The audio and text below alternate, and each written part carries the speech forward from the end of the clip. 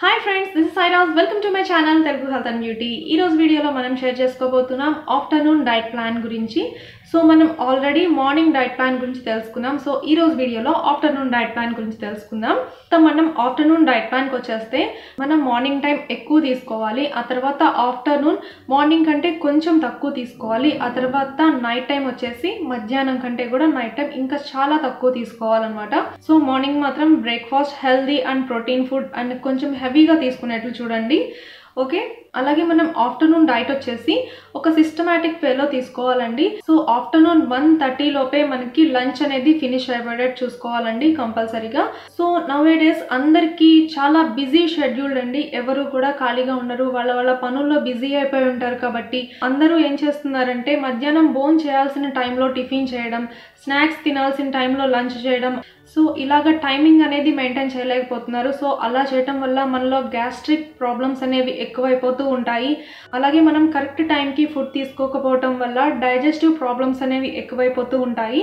So afternoon మనం చేయాల్సిన lunch evening snacks టైంలో తీసుకున్నట్లయితే ఆ టైంలో మనకి ఫుడ్ అనేది డైజెస్ట్ అవ్వదు. సో మనకి ఈ సిస్టమాటిక్ టైమ్స్ ఏమైతే ఉన్నాయో ఆ టైంలో మనం కరెక్ట్గా ఫుడ్ తీసుకున్నట్లయితే కరెక్ట్గా డైజెస్ట్ అవుతుందండి. సో మనం తీసుకునే ఫుడ్ కూడా మంచిగా ఎనర్జెటిక్గా మారుతుంది. సో ఏ టైంలో తీసుకోవాల్సిన ఫుడ్ ఆ టైంలో కంపల్సరీగా తీసుకోవాలి.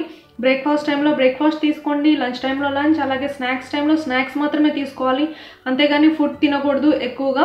సో అలాగే నైట్ టైం కూడా మరీ ఎక్కువ లేట్ కాకుండా అంటే 11 o'clock 12 o'clock ఇలా తీసుకుంటూ ఉంటారు. ఇంత టైం వరకు ఉంటే మనలో డైజెస్టివ్ ప్రాబ్లమ్స్ ఎందుకు రావండి, చాలా ఈజీగా వచ్చేస్తాయి.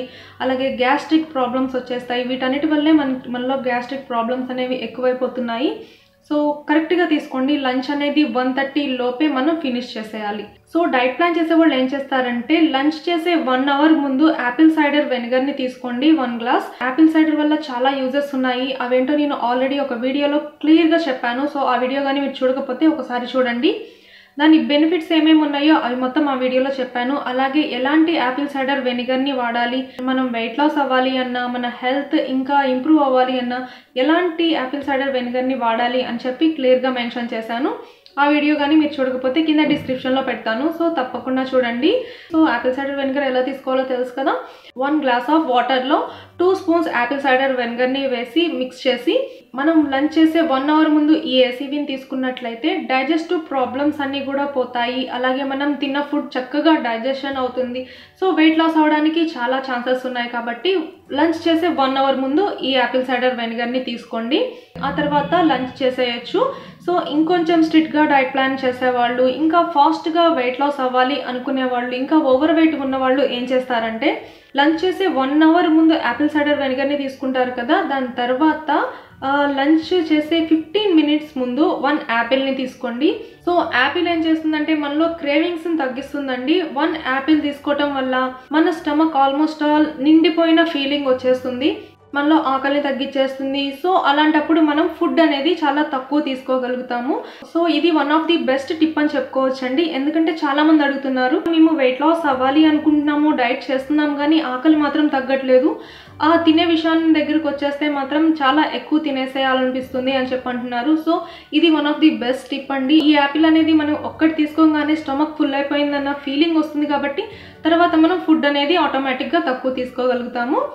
ఓకే, సో వెయిట్ లాస్ అవ్వాలి అనుకునే వాళ్ళు ఎక్కువ యాపిల్ తినడానికి ప్రిఫర్ చేయండి. ఆకలి వేసిన ప్రతిసారి కూడా 1 యాపిల్ తీసుకోవటం వల్ల మనలో క్రేవింగ్స్ అనేవి తగ్గిపోతాయి. అలాగే త్వరగా కూడా స్టమక్ ఫుల్ అయిపోతుంది. ఓకే, లంచ్ చేసే ఒక 15 minutes ముందు యాపిల్ని తీసుకోండి.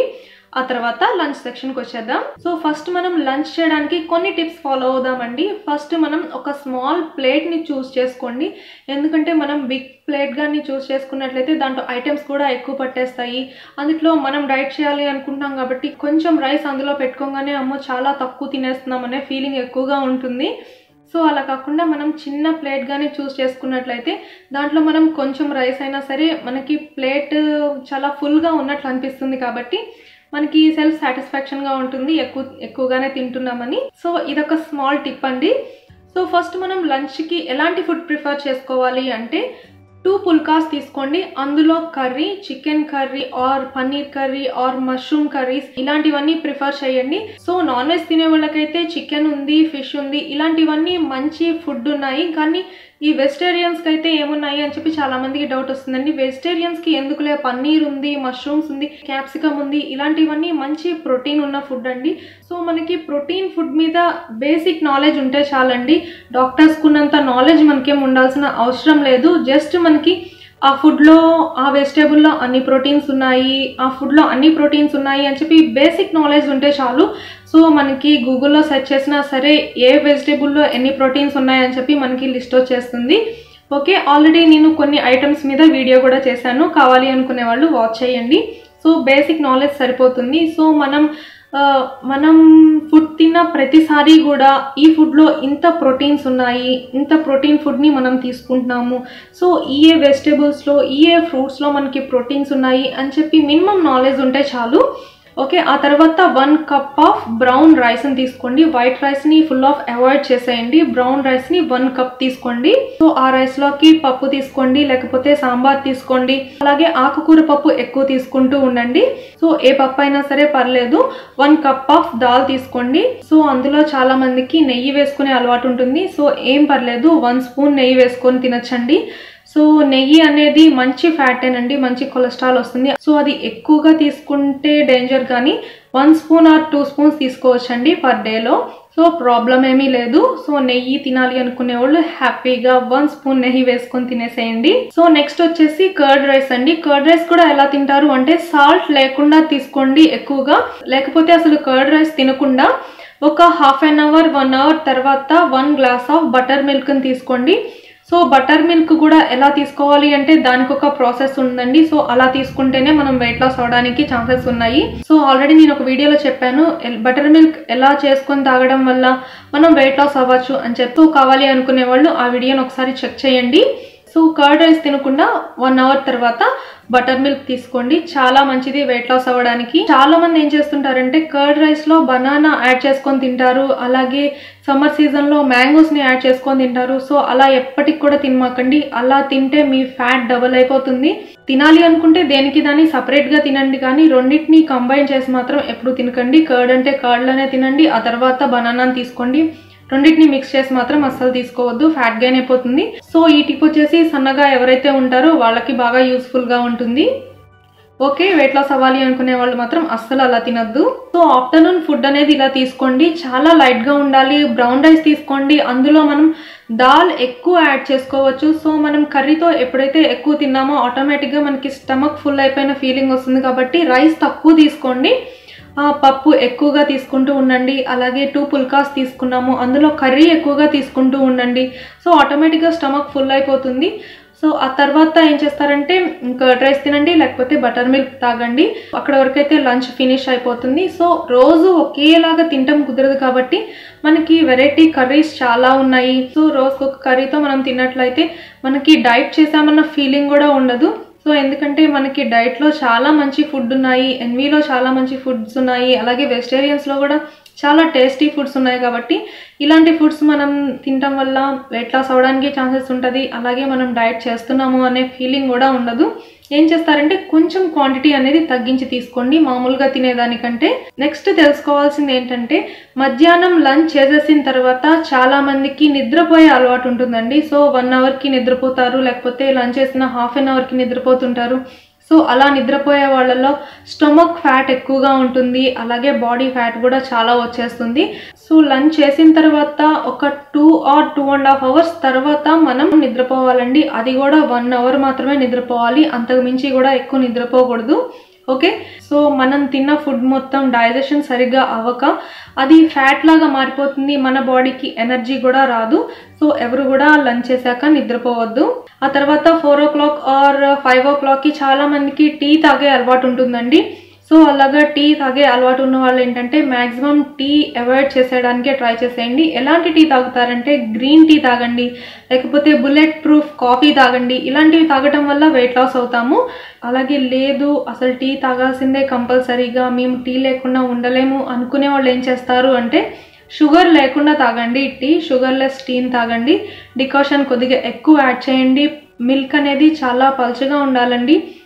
చిక్కగా అయితే అసలు ఉండకూడదు. నార్మల్గా మనం డైట్ ప్లాన్ చేసేటప్పుడు చాలా మందికి వస్తుంది కదా డౌట్, మిల్క్ తీసుకోవచ్చా లేకపోతే టీ కాఫీస్ తీసుకోవచ్చా అని చెప్పి. సో మిల్క్ తీసుకోవచ్చండి. ఎలా తీసుకోవాలి అంటే చాలా చిక్కగా అయితే అసలు ఉండకూడదు, చాలా పలుచగా ఉండాలి. అంటే మీగడ లేకుండా పాలు, అంటే ఫ్యాట్ కంటెంట్ తక్కువగా ఉన్న పాలు మనం తీసుకోవాలి. అలాగే కంపల్సరీగా షుగర్ అనేది అవాయిడ్ చేసేయాలండి. షుగర్ లేని మిల్క్ తీసుకోండి, షుగర్ లేని టీ, షుగర్ లేని కాఫీ. ఇలా తీసుకుంటాం వల్ల మనం వెయిట్ లాస్ అనేది అవుతాము. సో ఆ తర్వాత స్నాక్స్ విషయానికి వచ్చేస్తే 1 యాపిల్ తీసుకోండి, లేకపోతే 1 బనానా తీసుకోండి. స్నాక్స్ టైంలో 2 ఎగ్స్ తీసుకోండి, బ్రెడ్ ఆమ్లెట్ తీసుకోండి, శాండ్విచ్ తీసుకోండి, ఇంకా brown bread with peanut butter తీసుకోండి. అలాగే సలాడ్స్ తీసుకోండి, లేకపోతే కీరా తీసుకోండి. మనకి స్నాక్స్ టైమ్స్లో తీసుకోవడానికి చాలానే ఫుడ్స్ ఉన్నాయండి. సో ఇలాంటి ఫుడ్స్ని తీసుకుంటూ ఉండండి.